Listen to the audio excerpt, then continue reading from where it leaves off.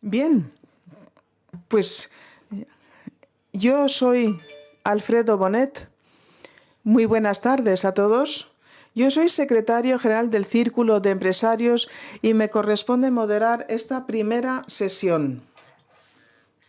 Durante los siguientes 50 o 60 minutos de esta primera sesión vamos a hablar acerca de la economía mundial. Estamos ahora mismo en aguas procelosas. Nunca nos habíamos enfrentado a un declive parecido a este, resultado de un impacto parecido, y tenemos que pensar en cuáles son las medidas que plantean los distintos gobiernos, con diferentes grados de éxito. Tendremos que salir de esta situación pronto y tendremos que aprovechar para reconsiderar nuestros modelos de crecimiento, como decía nuestro presidente hace unos minutos. Esta crisis, desde luego, ha hecho que se aceleren muchas de las tendencias que ya veíamos, las distintas actividades, el cuestionamiento del modelo capitalista, el debilitamiento de las democracias liberales, falta de interés en los líderes, proteccionismo, crisis de las instituciones multilaterales, rivalidades geopolíticas, un cambio hacia un mundo con dos polos, etcétera. O sea que ya hay altos grados de incertidumbre. Lo vemos hoy como resultados preliminares, ¿no?, de las elecciones norteamericanas. Querremos ver estos asuntos y otros también a lo largo de los minutos. Mañana también. Pero hoy vamos a hablar acerca de la economía global. Mañana hablaremos un poco más de Europa. Ya sabemos que mañana nos reunimos a la misma hora que hoy aquí. Contamos con un grupo selecto de expertos conocidos. Voy a dar paso a los mismos. Contamos con Bart van Ark, holandés, con un doctorado en económicas. Empezó a trabajar en el Instituto de Investigación Nacional y Social en Londres y enseña desde hace más de 20 años en la universidad. Ha sido economista en Nueva York desde hace ya 12 años, hasta el verano pasado, cuando se trasladó al Reino Unido como gestor del Productivity Institute y es profesor de productividad en el Alliance Manchester Business School de la Universidad de Manchester. También nos acompaña Nathalie Tocci, que es investigadora en el Centro de Estudios Políticos de Europa en Bruselas, en la Academia Transatlántica en Washington, entre otros sitios. Ahora mismo es directora de un instituto basado en Roma, de Affari Istituzionali. Es asesora especial al vicepresidente de la Comisión, Josep Borrell. Ella estudia e investiga resolución de conflictos, Medio Oriente y el Mediterráneo. Contamos también con Jesús Fernández Villaverde, que ha estudiado E3 en ICADE, un doctorado en económicas de la Universidad de Minnesota. Desde el 2007 es profesor de económicas y también dirige un centro de estudios graduados de la Universidad de Pensilvania, miembro del National Bureau of Economic Research y asesor de distintas importantes publicaciones. También es un orador que frecuentemente se dirige a públicos en la Fundación Rafael del Pino. Martina Larkin ha estudiado en el ISP Europa, ha trabajado en marketing en Suiza, ha trabajado en Lazard, banco de inversiones, y ha trabajado 11 años ya para el World Economic Forum, ocupando distintos cargos. Y ahora mismo se encarga de la Agenda Regional de Europa y Eurasia y es miembro del Comité Ejecutivo del mismo. Y contamos también con Ignacio de la Torre, economista por ICADE, abogado por la UNED, MBA en INSEAD, doctorado en Historia por la UNED. Lleva 20 años en banca de inversión y mercados de capital, análisis y demás en UBS, Deutsche Bank, entre otros. Es socio y economista jefe de Arcaro Partners y también es profesor asociado de Economía y director académico del programa de Finanzas en el Escuela de Negocios Instituto de Empresa de Madrid. Empezamos pues con 2 rondas de preguntas, 2 rondas, y cada uno de los oradores tiene 2 o 3 minutos para responder y luego habrá más preguntas que nos van a llegar de los participantes, ustedes incluidos, por supuesto. Empiezo con Nathalie, porque Nathalie, sintiéndolo mucho, tiene que abandonar esta sesión a las 6:30, dentro de 15 minutos, así que Nathalie, unas cuantas preguntas y luego queda liberada y permanecemos el resto de los panelistas y yo. Nathalie, la geopolítica cambia, ¿verdad? Está cambiando el mundo. Vemos que hay rivalidades crecientes entre Estados Unidos y China en varios campos, sobre todo en el campo de la tecnología. Las inversiones, las cadenas de valor entre estos 2 países han sido, desde luego, impulsores del crecimiento para la economía mundial durante las últimas décadas. Este desdoblamiento entre Estados Unidos y China nos muestra que avanzamos hacia un mundo más nacionalista, menos dispuesto a cooperar. China crece, se recupera más rápidamente después de haber conseguido zanjar la pandemia. Va a ser interesante saber qué opina usted acerca del impacto. ¿Qué pasa con esta menor cooperación? ¿Qué pasa con esta mayor y creciente rivalidad? Muchas gracias por la pregunta. Yo creo que yo empezaría comentando que hay que observar el hecho de que a lo largo de esta pandemia hemos visto cómo cristalizaba algo que llevaba ya cuajándose un cierto tiempo. Como dice usted, ya sabíamos antes del COVID que había un enfrentamiento entre Estados Unidos y China, pero entendíamos que este enfrentamiento hasta el coronavirus en términos sectoriales casi puramente, o sea que sí había una guerra comercial, había una guerra tecnológica y hubiera podido haber otras disputas, otros enfrentamientos. Lo que hemos empezado a ver a lo largo de la pandemia es que esto es un enfrentamiento de mayor alcance. Yo creo que ya vemos que hay una distancia política e ideológica. Y esto creo que de alguna forma va a perdurar, sea cual sea el resultado de las elecciones en Estados Unidos de América. El hecho es que existe esta realidad política y social y esto nos permite pensar en una cristalización de un sistema internacional que de alguna manera se remonta a lo que fue en su momento una estructura de 2 polos. No está sujeta a las mismas limitaciones, ¿verdad? Por la razón muy sencilla de que ha habido, como señalabas, un avance hacia la desglobalización, hacia un desdoblamiento de las economías norteamericana y China.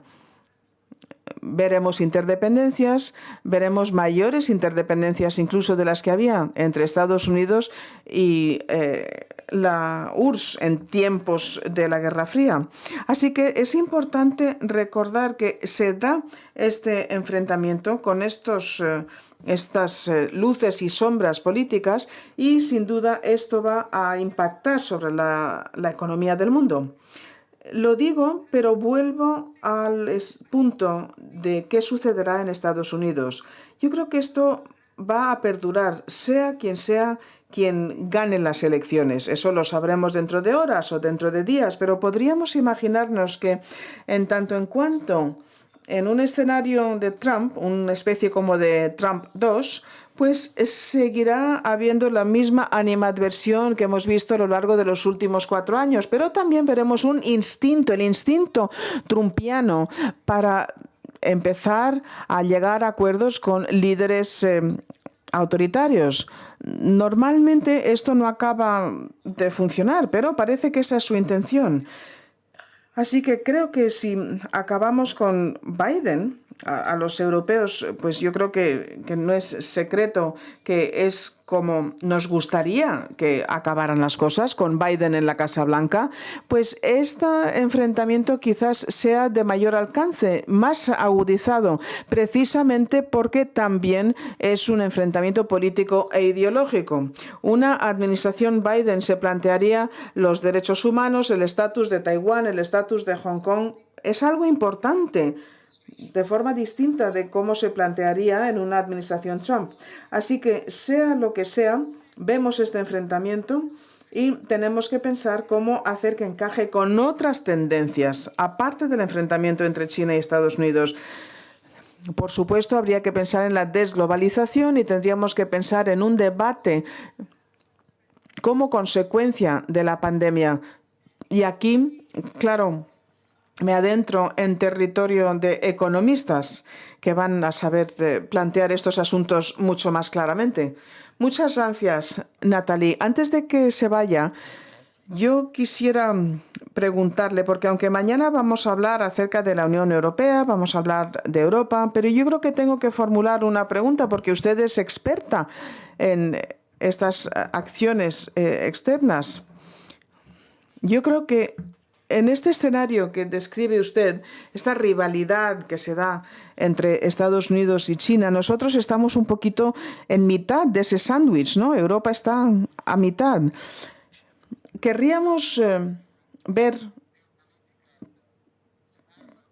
cuál sería el resultado en este escenario geopolítico, buscando esta autonomía y buscando también de alguna forma una defensa y una diseminación de nuestros valores y principios gracias a nuestras acciones externas.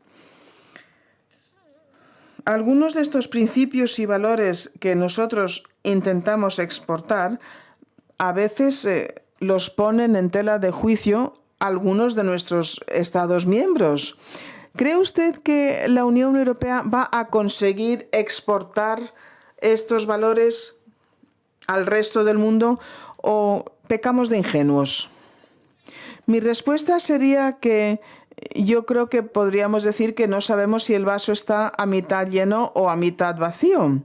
Yo creo que si vemos cómo nosotros, como europeos, hemos reaccionado a los acontecimientos en los últimos 6 meses, sobre todo el periodo que empieza en la tercera semana de abril y en adelante, yo creo que diríamos, bueno, pues parece que empezamos a darnos cuenta de que es una comunidad que comparte futuro. Sencillamente no podemos permitirnos repetir esos errores que se cometieron durante la zona de la eurozona, durante la crisis de las migraciones. No nos los podemos permitir. No podemos permitirnos el fracasar. Yo creo que esto se ha reconocido. Yo creo que Europa verdaderamente ha sabido dar un paso al frente. Ahora tenemos que pensar en la segunda ola, cómo nos afecta. Tenemos que pensar también en que no hemos llegado a la recuperación post-pandemia. No. Quizás vamos a tener que enfrentarnos a lo que es una economía pandémica. Así que lo que veíamos en julio cuando hablábamos acerca de la siguiente generación y demás va a ser insuficiente, pero creo que sería injusto el no reconocer el hecho de que se ha dado un importantísimo paso al frente. No solamente se ha dado desde el punto de vista de colocar dinero sobre la mesa, porque desde luego que estamos hablando de billones, que es muchísimo dinero, pero también esto va a llegar en última instancia a lo que a mí me parece son 2 de las 3 prioridades absolutas, prioridades que verdaderamente son importantes. Hablamos de lo verde, hablamos de lo digital, hablamos de lo geopolítico. Yo creo que en justicia, verde, digital, pues se basan sobre dinero, se basan sobre algo de sustancia. Este es el vaso medio lleno. Ahora vamos a hablar del vaso medio vacío. Aquí creo yo que por varias razones, en parte tienen que ver con la pandemia, porque estamos centrados en nuestros ombligos por la pandemia precisamente, nos centramos en algo distinto a lo que en lo que nos centrábamos antes. Llevábamos hablando de defensa en los últimos años y con razón, además, en muchos sentidos, pero ahora nos planteamos no solamente lo socioeconómico. Parece que se nos escapa esa ambición. ¿Por qué? Pues porque tenemos que pensar en convertirnos en un agente global. Volvemos a las elecciones en Estados Unidos. Hoy es difícil hablar de otra cosa, ¿verdad? Y lo hago para decir lo siguiente. Por supuesto que si gana Trump, vamos a tener que replantearnos la autonomía estratégica en Europa. Pero yo creo que incluso si hubiera una victoria de Biden, tal y como se está configurando, parece que avanza en este sentido. Ya no estamos hablando de una victoria atronadora. Yo creo que incluso eso debería de ser suficiente, que los europeos sepamos reconocer que no podemos hacer como la avestruz. Tenemos que pensar en la agenda que existe, porque Estados Unidos es un país que está profundamente dividido, porque aunque gane Biden, pues Trump y los trumpistas están muy vivitos y coleando. Así que lo que está pasando en este momento, yo creo que va a ser como un despertador para nosotros, pase lo que pase en última instancia, para así poder volver a recuperar la sustancia tras esa ambición geopolítica que tiene que cohabitar con lo verde y lo digital. ¿Por qué? Pues porque es la parte exterior de un interior importante. Natalie, muchísimas gracias. Muy interesantes. Agradezco muchísimo la participación. Si tiene que dejarnos ahora, déjenos. Y muchísimas gracias por acompañarnos. Ahora voy a preguntar a Bart acerca de lo que hace ahora, su trabajo actual. ¿Me oyen bien? ¿Sí? Mi pregunta se centra en la productividad. La productividad parece que se ha estancado en muchas partes del mundo y lleva estancada años, incluso décadas. Parece que la revolución digital no se ha plasmado en un crecimiento en la productividad como esperábamos. Parece que estamos de acuerdo que este crecimiento será a costa de empleos. Las máquinas van a sustituir a personas trabajando en muchos sectores a futuro. Otros, sin embargo, creen que la revolución digital va a crear más trabajos de los que va a destruir. Así que, ¿usted qué diría? La faceta económica de este asunto, ¿qué diría? Luego hablaremos un poco más de la faceta social, pero la faceta económica, ¿qué está pasando con la productividad? ¿Qué podemos prever? Bien, pues primero muchísimas gracias a Alfredo y muchas gracias a nuestros anfitriones. La verdad es que es fantástico el poder hablar acerca de estos asuntos. Antes hablábamos de algo interesante con Natalie y esta pregunta también está vinculada. Yo creo que si podemos hacer que crezca la productividad, bueno, pues esto desde luego va a ser un impulsor para un desarrollo de economías estables. Por tanto, podemos decir que tiene mucho que ver con desarrollos políticos estables y una geopolítica tal y como la comentábamos hace unos minutos. Es una pregunta excelente. Los economistas tradicionalmente, cuando piensan de las nuevas tecnologías, pues piensan que va a dar lugar a lo que llamamos un cambio estructural, y el cambio estructural afecta a la productividad, crece la productividad y ahí paulatinamente empezamos a ver más hueco para actividad económica con la consiguiente creación de empleo. Nos sentimos muy bien porque pensamos, bueno, pues esto es fantástico. Quizás es un poco delicado hablar de las consecuencias sociales y lo vamos a comentar, pero es bueno para el mercado. Ahora mismo en una economía digital, en estos últimos desarrollos de la inteligencia artificial y la robótica, que esto siga siendo válido, que esta vez sea distinto, pues no lo sabemos porque oímos hablar de la promesa de nuevo empleo a futuro. Pero vamos a distanciarnos un poco y vamos a pensar en los rasgos de esta nueva ola tecnológica. En primer lugar, hay que diferenciar entre la nueva y la vieja economía digital. La antigua, bueno, pues es lo que pensábamos hace 20 años, ¿no? Cuando vimos que se empezaban a utilizar los ordenadores, cuando se empezaba a utilizar Internet, hace ya décadas. Por supuesto que hubo disrupción, pero nos acordamos hasta el año 2000 el impacto que tuvo sobre la economía, pero en última instancia sí consiguió más productividad y más trabajos. La nueva economía digital es muy distinta. Pasamos a lo móvil, pasamos a la nube, pasamos a el acceso constante, el incremento de la inteligencia artificial, la robótica y el machine learning. Es muy disruptivo. Parece que es muy distinto a todo lo que hemos visto en la antigua economía digital. Incluso podríamos decir que en las primeras etapas de esta nueva tecnología lo hemos utilizado muchísimo para la automatización. Y podríamos decir que es un poco la fruta madura, ¿verdad? Automatizamos y ahorramos, salvamos trabajos. Fenomenal, pero ¿verdaderamente vamos a conseguir estos nuevos trabajos? ¿Esta promesa que estamos oyendo comentar? Luego, en segundo lugar, necesitamos diferenciar claramente entre la digitalización y la transformación digital. La digitalización es la adopción de estas nuevas tecnologías que dan lugar a nuevos productos y a nuevos servicios y a nuevos procesos de negocios. La transformación digital es algo de mayor alcance, es una estrategia. Las empresas se hacen con ella para verdaderamente aprovechar las nuevas tecnologías y los datos producidos que dan lugar a productos completamente nuevos y que permiten conectar además a las empresas, las organizaciones, las personas, los activos físicos y los procesos en la empresa. Así que podemos hablar de un cambio de mayor alcance. Esto es lo que están viviendo las empresas con estas nuevas tecnologías digitales. Y quizás estemos al principio del proceso de la transformación digital. Pensamos que cada nueva tecnología de alguna forma se disemina más rápidamente que la anterior y hasta cierto punto así ha sido, pero la absorción de esta tecnología que impulsa es algo que verdaderamente exige tiempo. La tecnología digital es multivalente, es polivalente. Muchos usuarios y el tiempo nos dirá cuál va a ser el impacto real. Esto es una información de fondo importante. Estamos en los albores de verdaderamente comprender el alcance de la nueva tecnología digital.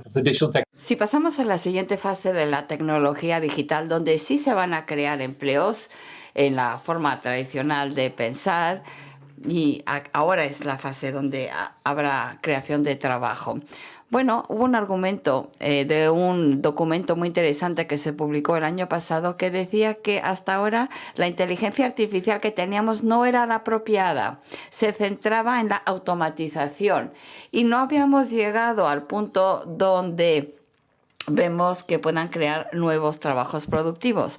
Las tecnologías están complementando el capital humano y la creación de empleo. Por ejemplo, podemos pensar ahora en aplicaciones en el mundo de la educación, donde la inteligencia artificial puede no quitarle el trabajo a los maestros, pero empoderarles haciendo una enseñanza más individualizada, entender mucho mejor las necesidades de los diferentes alumnos y hacer una formación a la medida de cada alumno. Ahora la inteligencia artificial, por ejemplo, puede ayudar en la medicina a obtener información sobre los pacientes para el profesional médico para que pueda atender mejor al paciente. Claro, estas son nuevas aplicaciones importantísimas de la inteligencia artificial. En este momento podemos decir que el tiempo lo dirá, pero hasta ahora tenemos que ser muy sinceros y decir que la inteligencia artificial y estas nuevas tecnologías digitales no ha creado nuevos empleos, ha destrozado empleos, pero en el futuro ya veremos que habrá sistemas de innovación que nos puede llegar a esa siguiente fase donde sí va a crear la tecnología puestos de trabajo.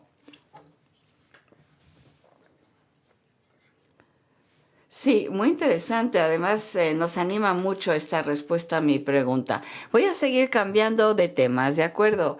Diferentes preguntas sobre diferentes temas a los diferentes ponentes. Y la siguiente pregunta es para Martina. Martina, durante estos meses hemos oído hablar mucho sobre el concepto de capitalismo de partes interesadas. Em, y yo creo que en enero fue uno de los temas más importantes de los que se hablaba en diferentes reuniones, ¿no? Hay diferentes partes interesadas, grupos de interés que tienen un interés claro.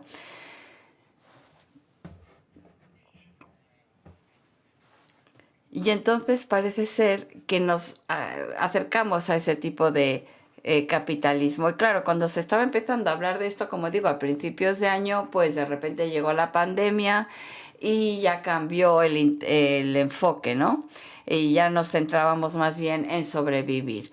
Pero volviendo a este tema, a este movimiento hacia un capitalismo más social y una forma distinta de gestionar los negocios, ¿crees que se va a ver afectado por la pandemia y la crisis que ha creado o no? Gracias. Gracias por invitarme en esta conferencia, que encuentro que es muy importante, aunque solo se haga de forma digital. Me encanta que se haya celebrado finalmente.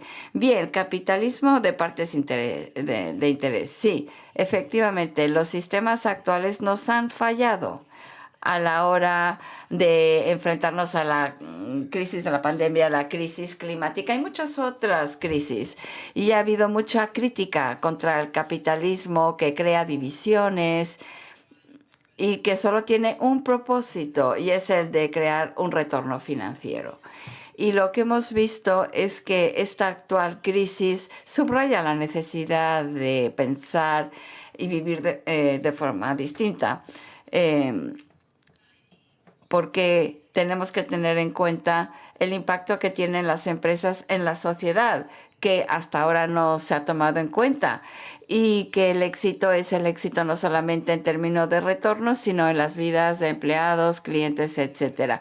Y por eso este término, este movimiento de capitalismo de partes interesadas está ganando muchísima fuerza, sobre todo con esta crisis. Nos da una magnífica oportunidad de hacer frente a los desafíos sociales y medioambientales y muchos otros desafíos. Organismos importantes como la Mesa Redonda de Estados Unidos, que es el lobby más importante en Estados Unidos, en el mundo de los negocios, ha dicho que también va a apoyar este movimiento porque tiene que ver con vincular retornos financieros con resultados en el medio ambiente, sociales, etcétera. Y las empresas y los consejos han tenido que reconocer que factores que determinan la capacidad de la empresa de crear y sostener el valor depende en gran medida de que ellos también hagan frente a temas que normalmente han sido tratados por especialistas más técnicos, ya sea en el campo del cambio climático, regulación sobre tecnología. Todas estas cosas se hablan en las empresas, mientras que antes solo lo hablaban los especialistas. Lo que significa esto es que cómo enfocan las empresas, la innovación, las personas, todo esto se le tiene que dar mucha más importancia cuando las empresas piensen en su supervivencia y en su forma de asignar recursos. Cuando pensamos en crear oportunidades, esta es una enorme oportunidad para los líderes empresariales. Darle un significado más integral al progreso y al crecimiento. Un resultado que vaya más allá de sus obligaciones financieras y legales hacia los inversores, y que también compartan el deber que tienen ante la sociedad y servir a la sociedad en general. Y esto seguramente se puede plasmar a través de diferentes medidas y además muy concretas. La comunidad de negocios está cada vez más interesada en enfrentarse a temas que tienen que ver con el cambio climático a través del Green Deal que mencionó Natalie de la Comisión Europea antes. Hay un gran interés de la comunidad de empresas de ser parte de esos objetivos de medioambientales, etcétera. Ahora hay métricas muy claras donde las empresas pueden contribuir y medir su progreso, que también es muy importante. No solamente tener una idea conceptual, ideológica sobre cómo mejorar las cosas, sino medidas concretas y forma de medir el éxito en ese campo. Sí, estamos de acuerdo. Siempre decimos que las empresas han mostrado su cara más social en los peores momentos de la pandemia, aquí en España y en todas partes. Efectivamente, han intentado reducir el impacto de la crisis, ayudando en muchos sentidos. Muchas gracias por esa respuesta. Y ahora tengo otra pregunta para Jesús y tiene que ver con el comercio internacional. El problema que tenemos ahora es que el comercio internacional siempre ha desempeñado el papel de un motor de crecimiento económico, aunque después de la crisis financiera redujo su aportación al crecimiento. Pero ahora vemos una situación aún más difícil con la depresión económica, la globalización, vemos el surgimiento de medidas proteccionistas y este impacto en el crecimiento que está teniendo todo esto, y ya vemos que el comercio internacional ya no es el motor de crecimiento económico. ¿Qué perspectivas cree usted que tiene el comercio internacional como impulsor del crecimiento económico? Bien, yo no soy demasiado optimista, debo decir. Creo que el acercarse al proteccionismo y una globalización parcial no se ha producido por accidente. Ha sido por cambios económicos que ha habido, sobre todo en Estados Unidos, pero ese paso hacia el proteccionismo de Estados Unidos empezó con la administración Obama. Luego hubo 4 años de Trump. Y lo que vamos a ver cuando se haga presidente Biden en enero es que muchas personas en Europa van a estar sorprendidísimas de lo poco que va a cambiar la política exterior norteamericana y su política comercial. Históricamente, el Partido Demócrata no ha sido muy favorable al comercio. Ha habido problemas en Estados Unidos y no veo de ninguna forma que Estados Unidos adopte una agenda más a favor del libre comercio. China, bueno, lo ve desde una perspectiva un poquito distinta. Ellos siempre han intentado entrar en la economía internacional como una forma de proteger y fomentar sus intereses nacionales. Y los líderes en Beijing son muy pragmáticos. En este momento tienen una economía que va bastante bien dentro de sus fronteras, sobre todo dada la situación actual. No creo que estén buscando hacer muchos cambios. En ese sentido, muchas personas hacen una comparación y dicen, bueno, a lo mejor nos acercamos a una Segunda Guerra Fría y comparan a China con la Unión Soviética. No, no creo que sea así. Hay que pensar en la situación del mundo en 1819-20 con una relación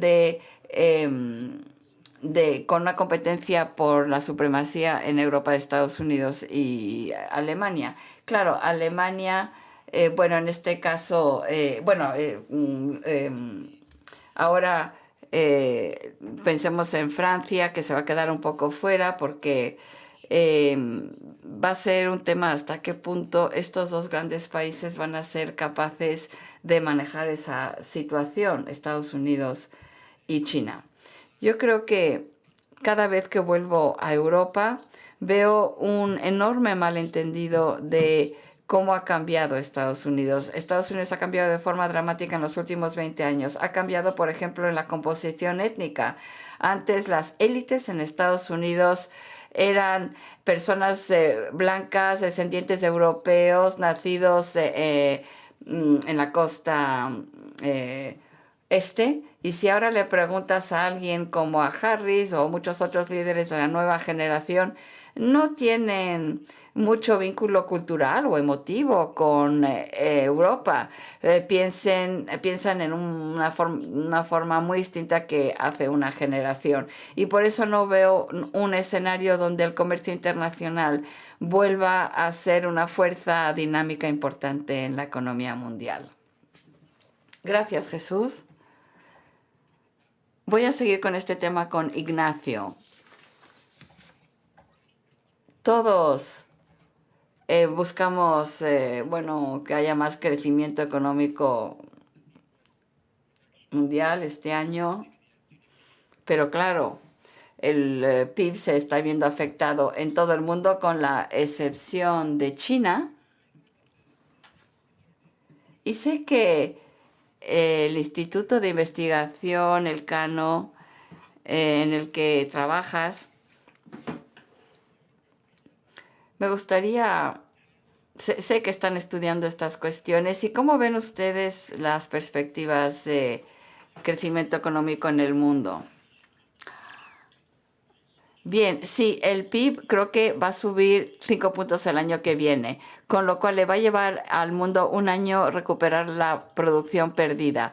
Esto es una mejor situación que en el 2008-2009, en esa crisis. China ha recuperado en 2 trimestres el PIB y le va a llevar a Estados Unidos 5 trimestres y a Europa 2 años. En el 2007, en la crisis, se tardó Europa en recuperar su PIB 6 años. Ahora van a ser 2. Bien, la respuesta monetaria de los bancos centrales esta vez ha sido mucho más intensa. Han inyectado 7 trillones de dólares en mercados y eso es mucho más de lo que hicieron en el 2008-2009. Como lo vemos como porcentaje del PIB, es más del doble. Y luego la respuesta histórica ha sido histórica. Los gobiernos han gastado muchísimo desde marzo, casi 3 veces como porcentaje del PIB que la respuesta fiscal en la crisis anterior. Y en tercer lugar, fluye el dinero. Y el dinero que están inyectando los bancos centrales está llegando a las economías reales. Bueno, estamos viendo mayor crecimiento en ese sentido que hemos visto últimamente. Y yo creo que la situación es totalmente distinta de la que vimos hace algunos años.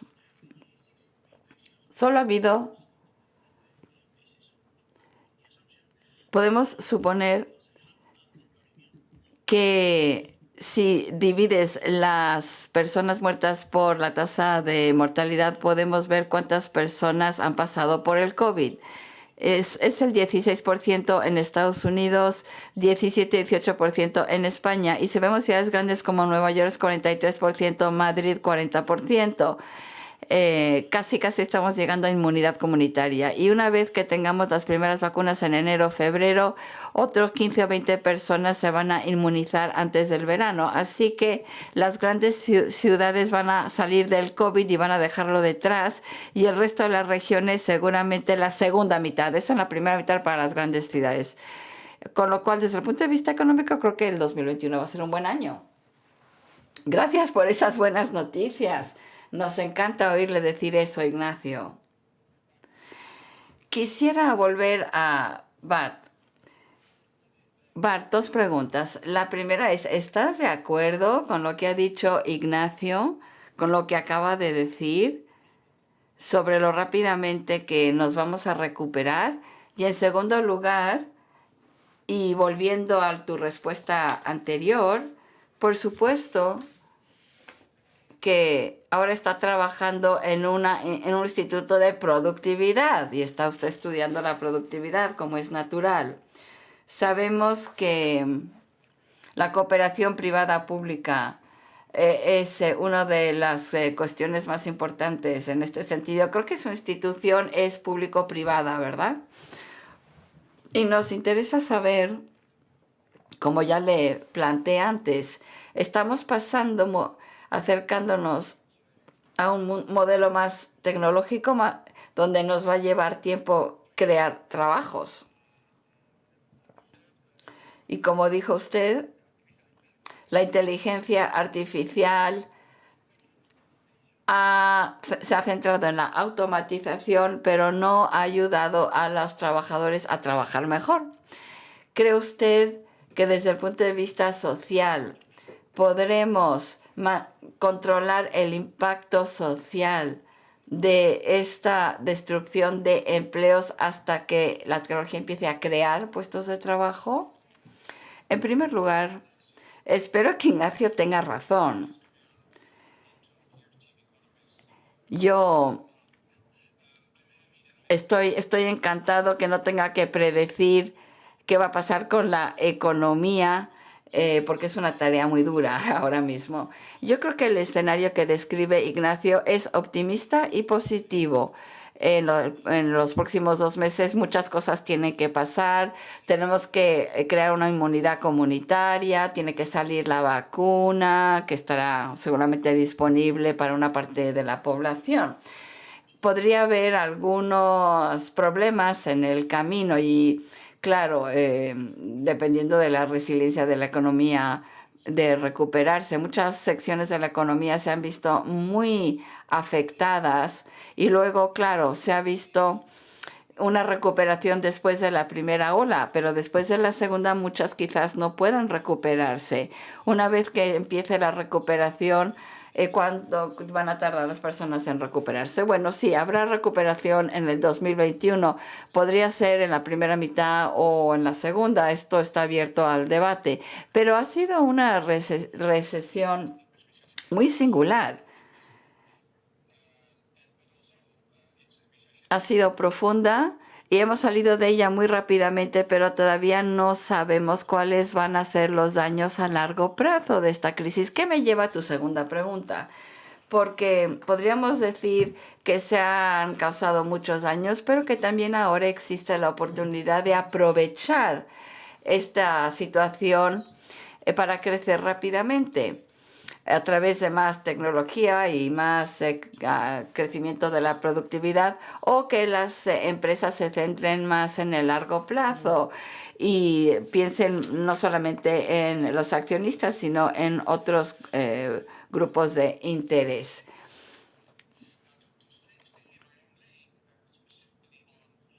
Y si hablamos de qué es lo que tenemos que hacer en el campo de la tecnología, sí, tienes razón, vamos a tener que construir o crear una colaboración pública-privada que es crítico para que funcione la tecnología y al mismo tiempo para fortalecer el crecimiento del empleo.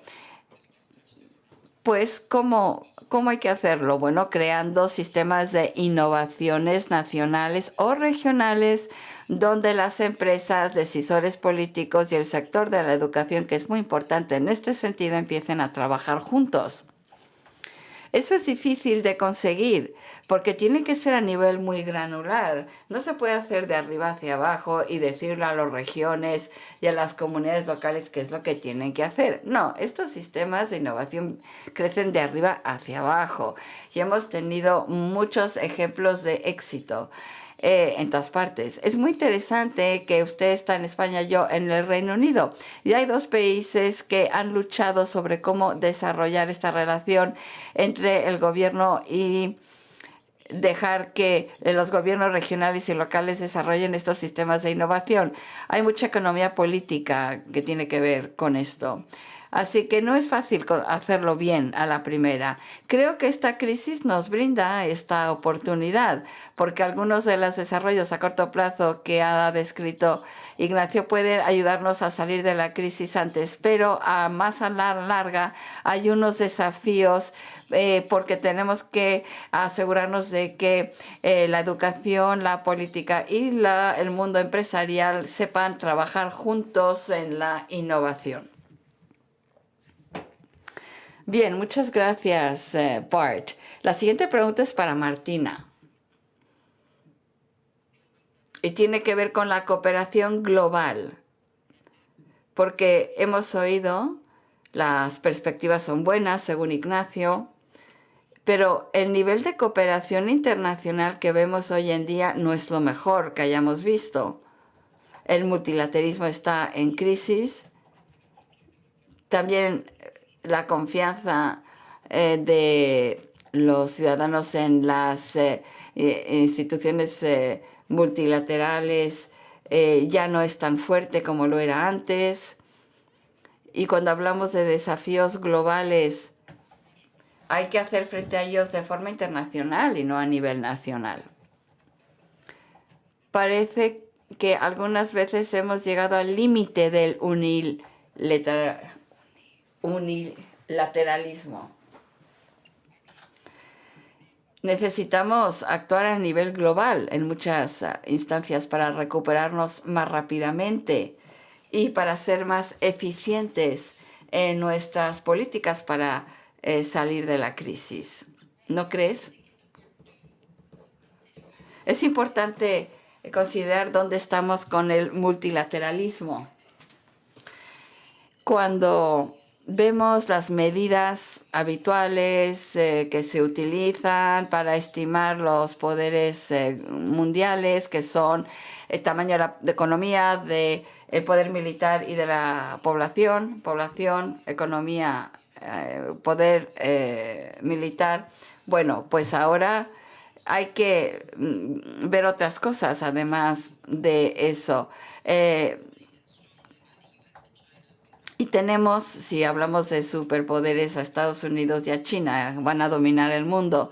La Unión Europea podría actuar como un tercer polo si actúa de forma menos dividida y si se une más en temas clave, sobre todo si hablamos de la defensa del Mediterráneo, como ya mencionó Natalie antes.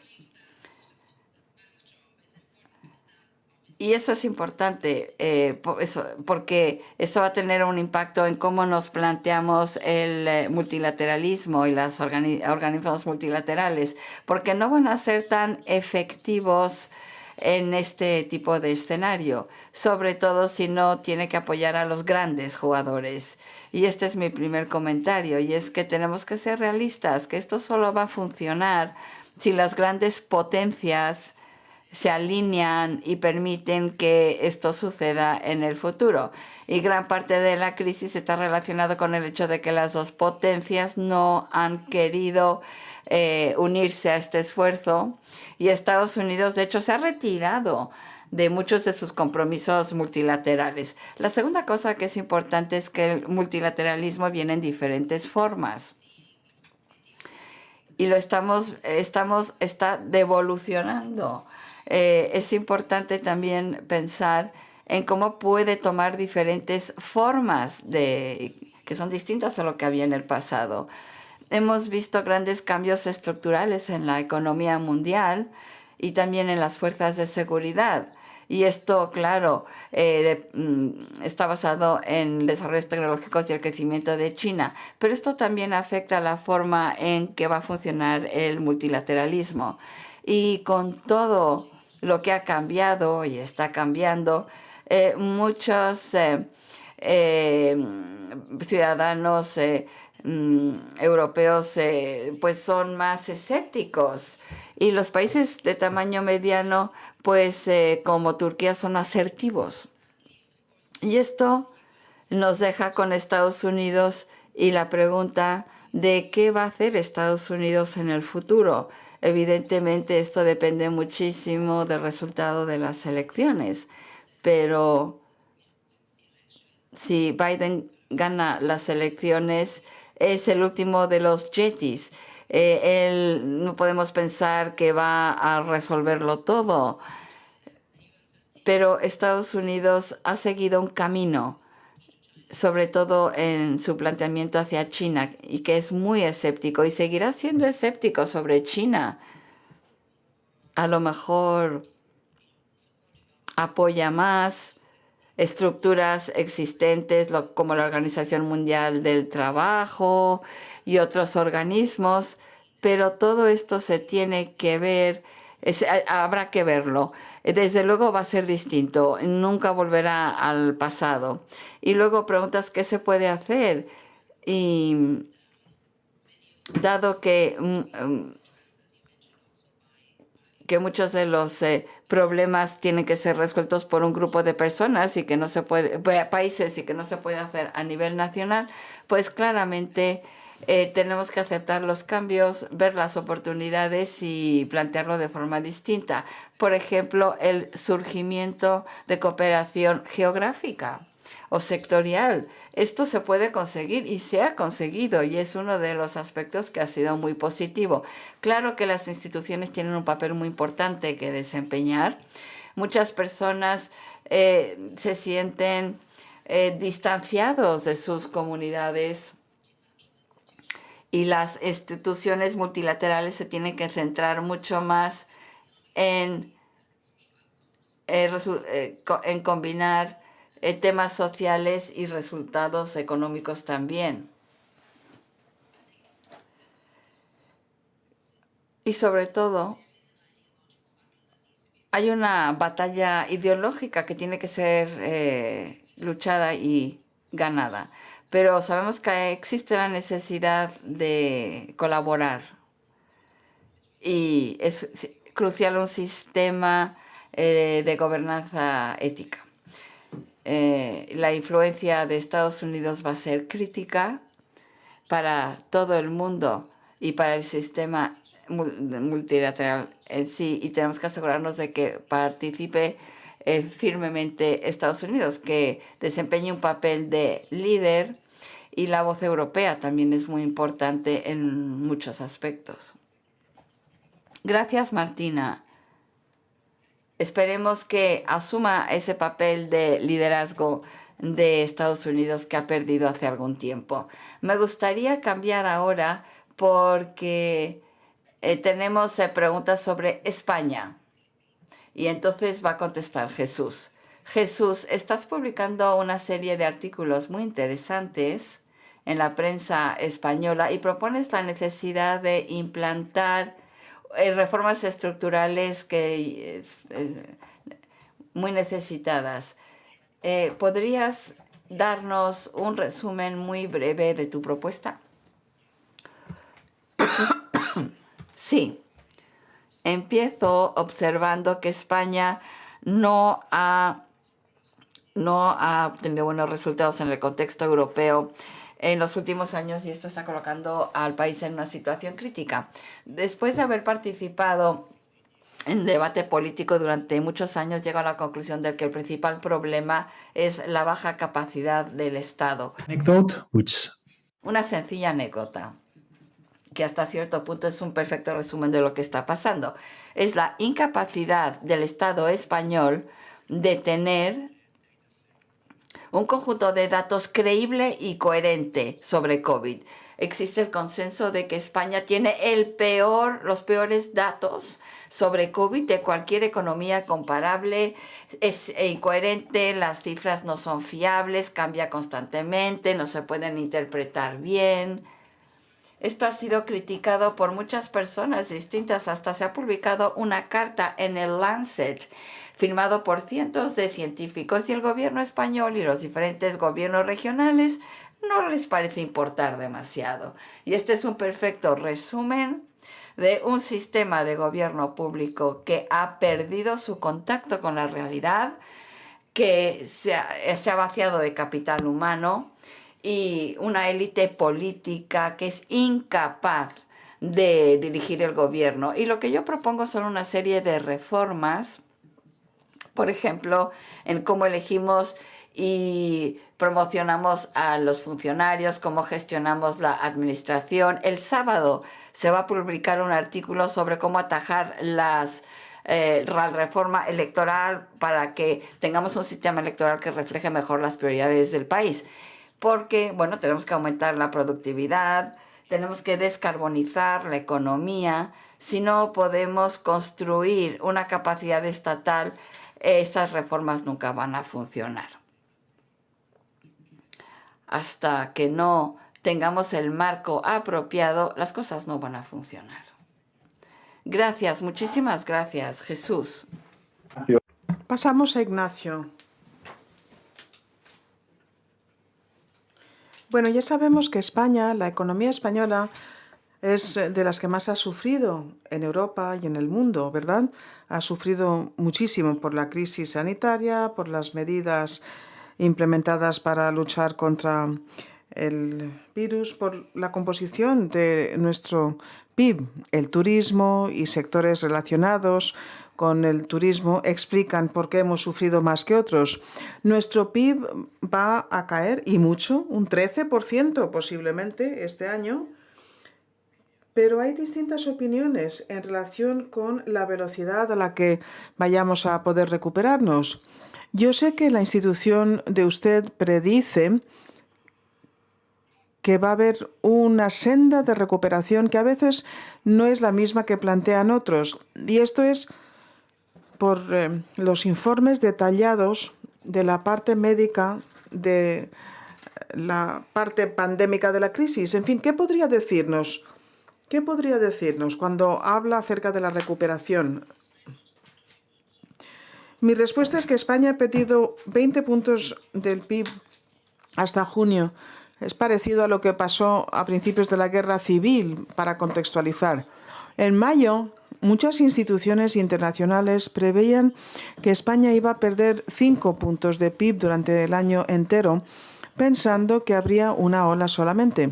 Esto no tiene sentido. Si estudiamos la historia de las pandemias, no hay ninguna pandemia que venga y aparezca y desaparezca a los 3 meses. O sea que sabíamos que venía y sabemos que el PIB se va a contraer 12,5. No había consenso y se denominó el planteamiento pesimista. Lo que yo creo que va a suceder a futuro es que habrá nuevas olas, una tras otra, pero serán olas menos intensas que las olas pasadas. Esto lo podemos calcular con las víctimas. Puedo deducir el número de personas infectadas, afectadas, así que esta segunda ola es menos maligna que la primera y las siguientes serán aún menos que la actual. Estando así las cosas, yo creo que tiene todo el sentido presuponer que habrá que sumar a las personas que han superado el COVID y a las personas que tendrán acceso a una vacuna para llegar a la inmunidad de rebaño. Según Europa y el Gobierno de España, el 30% de los españoles tendrán acceso a una vacuna antes de junio y el otro 60% entre julio y diciembre. Aunque supongamos una eficacia del 65%, si sumamos esas cifras a las personas que ya han superado el COVID, podemos dar por supuesto que la mayor parte de las grandes ciudades van a conseguir la inmunidad de rebaño y para el uno y el resto para el segundo. Depende de cómo calculemos, estamos hablando de una reducción del 65%. En Nueva York estamos viendo un 43%. En función de este escenario, calculamos que el 21 debería de ser un año positivo, con un crecimiento más sólido del predicho consensuadamente. Esto encajaría con la organización de la mayor parte de los sectores debido a la situación médica. En segundo lugar, el efecto base va a facilitar un crecimiento del PIB y en tercer lugar deberíamos de tener en cuenta la expansión fiscal de los fondos europeos que nos harán llegar a la primera mitad del año siguiente. Así que yo creo que si lo pensamos todo, estos son los niveles de riesgo a los que enfrentamos el año que viene. Muchas gracias, Ignacio. La verdad es que qué agradable oír un mensaje positivo. ¿Es usted optimista? Y tiene razón. En el pasado ha tenido razón, ha sido optimista con razón en el pasado. Así que espero que en esta instancia también sea optimista y tenga razón. Con esta intervención llevamos ya agotados 55 minutos de nuestro tiempo. Habíamos pensado dedicar este tiempo a esta sesión. He visto las preguntas que nos han llegado de nuestro público. Nos han llegado con antelación cuando las personas que las formulan se apuntaron. Muchas tienen que ver con Europa, con asuntos europeos, así que no creo yo que debamos plantear esas preguntas ahora. Con este mensaje tan positivo de Ignacio, que hablaba acerca de la recuperación de la economía, completamos esa sección. Pero muchísimas gracias a todos por el tiempo, por haberse ajustado a los tiempos, por habernos podido ceñir al tiempo que en principio, teníamos asignado. Y muchísimas gracias por estas ideas, estas interpretaciones para comprender qué está pasando, qué está en juego y cómo podemos avanzar. Quisiera también agradecer, por supuesto, a los participantes, a todas las personas que nos siguen en línea. Muchísimas gracias por dedicarnos su tiempo. Les recuerdo que este es el primer foro, la primera jornada. Mañana más.